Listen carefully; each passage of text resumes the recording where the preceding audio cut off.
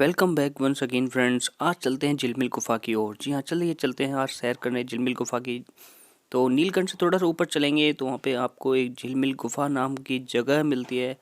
तो वहाँ की सैर के बारे में आज अब बात करेंगे कि क्या है, कैसा माहौल है वहाँ पे। आपको होटल चाहिए तो होटल भी मिल सकता है, कितने में होटल मिलेगा, ये सारी इन्फॉर्मेशन आपको इस वीडियो में मिलेगी। तो ज़रूर देखिए वीडियो अंत तक और एंजॉय कीजिए प्राकृतिक नज़ारों का।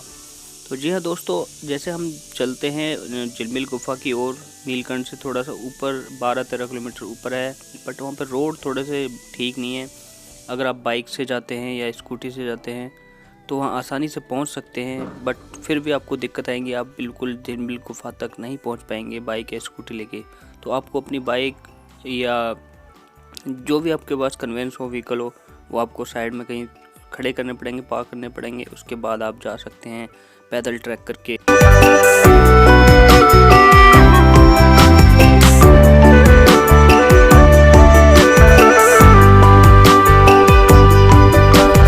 तो फ्रेंड्स, सामने जो आपको बोर्ड दिख रहा है वहाँ से आपके पास दो ऑप्शन होते हैं कि या तो आप इसी रोड से जाइए और अपनी बाइक या स्कूटी को आप कहीं भी खड़ा करके आप झिलमिल गुफा की तरफ चल सकते हैं।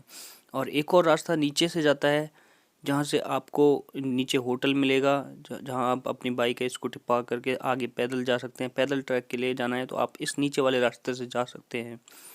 बट आपके पास दोनों ऑप्शन अवेलेबल हैं, आप कहीं से भी होके जा सकते हैं, बट पहुँचेंगे आप दोनों रोड से झिलमिल गुफा की तरफ ही। तो ये नीचे 2-3 गाँवों से होके जाता है ये रास्ता। तो हमने ये नीचे वाला रास्ता चुना, बट हमने देखा कि आगे रोड बहुत ज़्यादा ख़राब है, ओनली केवल पैदल ही जा सकते हैं। तो हमने अपनी बाइक और स्कूटी दोनों को एक गांव में खड़ा किया और वहां से फिर आगे हम पैदल सैर के लिए निकल पड़े।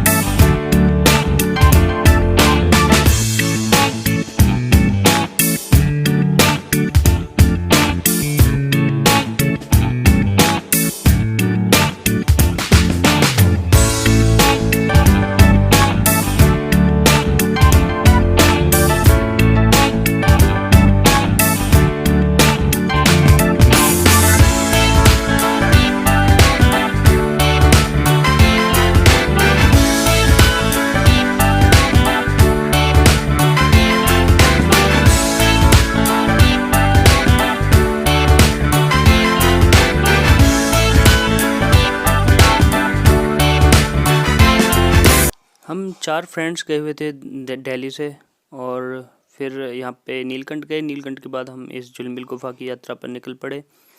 तो I will advise you to guys to not to go in solo in these areas. अब ऐसा आप ग्रुप में जाना ही प्रेफर करें, क्योंकि और ग्रुप में भी आप ये मेक श्योर करें कि आप रात में नहीं यहाँ पे, क्योंकि फ्रेंड्स हमने अपनी यात्रा शुरू करने से पहले यहाँ से लोकल विलेजर्स और लोकल लोगों से मदद की ली और उनसे पूछा कि यहाँ पे कोई ख़तरा तो नहीं है। तो उन्होंने बताया ख़तरा ज़्यादा तो नहीं है, बट रात के टाइम या शाम के बाद यहाँ जंगली जानवरों का ख़तरा बना रहता है। कभी कुछ नहीं कह सकते कि कब कौन सा जानवर अटैक कर दे। तो इसलिए मैं एडवाइस हमेशा यही करूँगा कि आप यहाँ पे रात में कभी न जाएं, क्योंकि सारा जंगल का इलाका है और यहाँ पे कहाँ से कौन आ जाए कुछ पता नहीं चलता। तो हमेशा ग्रुप में जाएं और रात में कभी न जाएं यहाँ पे।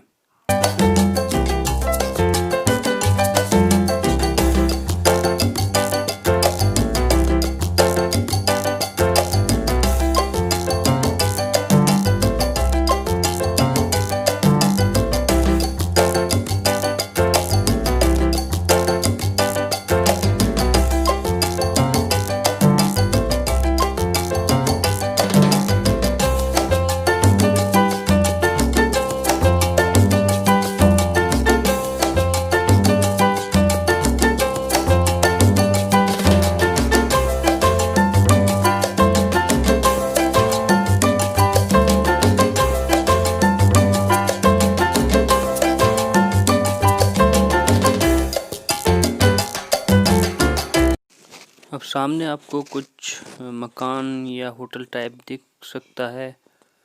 तो हम लोग भी यहाँ पे गए होटल में, ये होटल था होटल है, इसका नाम होटल गंगा व्यू।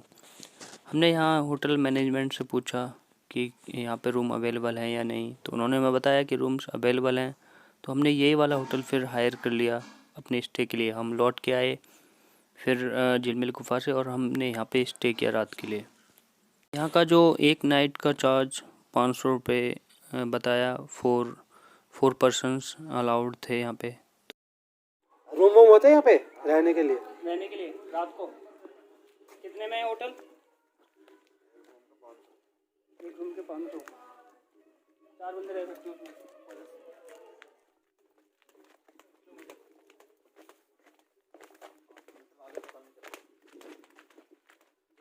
एक किलोमीटर और है मार।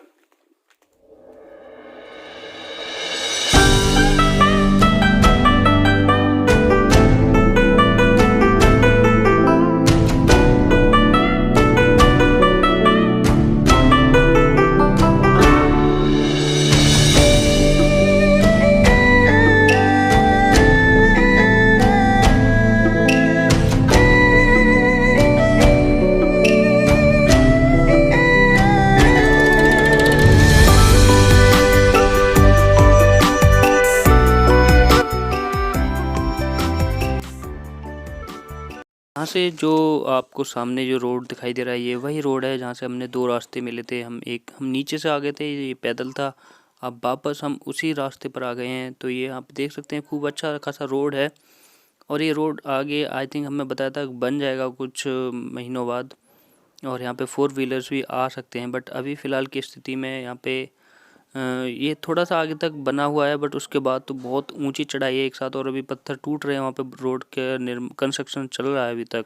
वहाँ के लोकल लोगों से हमें जानकारी प्राप्त हुई कि ये जो रोड है, ये बाबा रामदेव जो इनकी जो पतंजलि कंपनी है, वहाँ उन्होंने कुछ ज़मीन ली हुई है यहाँ ऊपर। तो उन्होंने अपने वहाँ तक आश्रम तक जाने के लिए ये रोड खुद निर्माण करा रहे हैं इस रोड का। तो जैसा कि आप देख सकते हैं किस तरीके से पत्थरों को इकट्ठा कर करके नीचे से लोग पत्थर लाते हैं अपने सिर पे एक एक ठोक के, जैसा कि आप नीचे देख सकते हैं ये लेके आ रहे हैं। तो ये सारे रोड कंस्ट्रक्शन चल रहा है अभी यहाँ पे, और शायद आगे 1-2 सालों में आपको रोड बना मिले। बट फ़िलहाल की स्थिति में यहाँ पे बहुत मुश्किल है बाइक या अपने व्हीकल से जाना। तो जैसा कि आप देख सकते हैं, हम जैसे ही यहाँ पे पहुँचेंगे तो उसके बाद ये जो पेड़ पे इस पे तख्ती लगी हुई है कि झिलमिल गुफा का रास्ता नीचे की तरफ है। तो हम वहाँ पे नीचे मुड़े तो वहाँ पे भी आपको सामने येलो कलर की एक प्लेट दिखेगी जिस पे लिखा हुआ है वे टू झिलमिल गुफा। तो हम लोग यहाँ से नीचे उतरे। यहाँ से जाने के बाद फिर वही छोटा सा रास्ता आ गया, पैदल रास्ता। उस पर हम तकरीबन 15 मिनट और चले। उसके बाद फाइनली झिलमिल गुफा आ गई। और यहाँ पे जो जैसा कि बताया जाता है यहाँ के लोगों द्वारा कि यहाँ पे सावन के महीने में बहुत ज़्यादा भीड़ लगती है, जो अगस्त या सितंबर के महीने में। तो फाइनली हम झिलमिल गुफा में आ गए हैं, और ये आप नज़ारे देखिए झिलमिल गुफा के।